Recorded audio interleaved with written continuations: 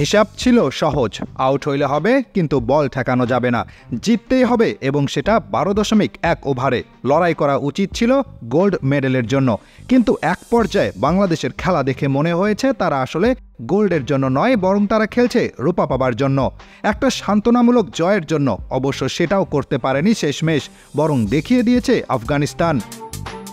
অভিনন্দন আফগানিস্তান, যোগ্য দল হিসেবেই তারা সেমিফাইনালে উঠেছে।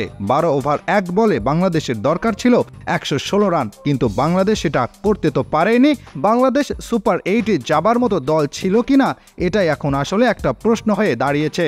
বাংলাদেশের ব্যাটারদের ব্যাটিং দেখে মনে হয়নি তারা আসলে জিততে চায়, তারা আসলে সেমিফাইনালে যেতে চায়। না হলে দলের সবচেয়ে অভিজ্ঞ খেলোয়াড়রা এমন অবিবেচকের মতো খেলে কিভাবে? লিটন দাসের ব্যাট আজ রান পেয়েছে। 49 বল খেলে সে করেছে 54। প্রথম ওভারে লিটন 13 রান না নিলে 105 পর্যন্ত যাইত না আজ। অধিনায়ক শান্ত, তার ব্যাট যেমন হতাশ করেছে তেমনি হতাশ করেছে তার পারফরম্যান্স।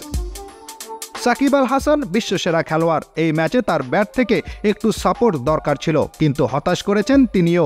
হতাশ করেছেন সৌম্য সরকার। মাহমুদুল্লাহ রিয়াদের কাছে এদেশের মানুষের যে প্রত্যাশা ছিল তিনি সেটা আজ পালন করতে চূড়ান্ত ব্যর্থ হয়েছেন বলা চলে।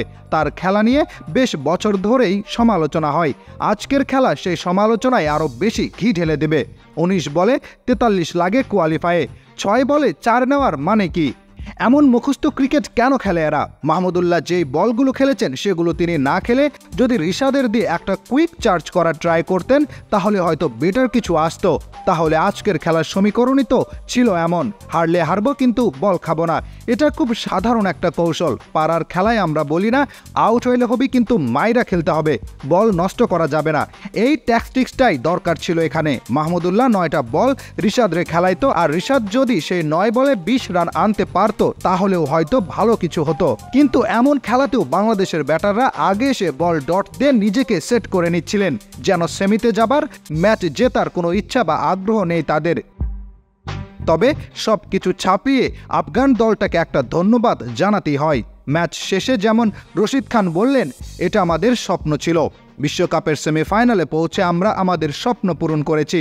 রশিদ আরও বলেন, আমরা এমনিতেই 15 রান কম করেছি, কিন্তু আমরা জানতাম বাংলাদেশ এই রান তুলতে তাড়াহুড়ো করবে এবং আমরা সেই সুযোগটাই নেব।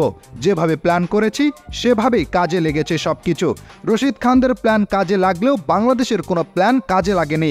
ম্যাচ শেষে শান্ত যেমন বলেন, ব্যাটিংয়ে আমরা কিছু বাজে সিদ্ধান্ত নিয়েছি। আমাদের প্ল্যান ছিল প্রথম 6 ওভার হিট করে খেলা, যদি উইকেট হারিয়ে ফেলি তাহলে নর্মাল খেলবো, কিন্তু এই প্ল্যান এক্সিকিউট করতে না পারা এবং খেলার সময় বেশ কিছু ভুলভাল সিদ্ধান্ত নেওয়ার ফলে সেমি তো দূরে থাক, জয়ের দেখাই পায়নি বাংলাদেশ।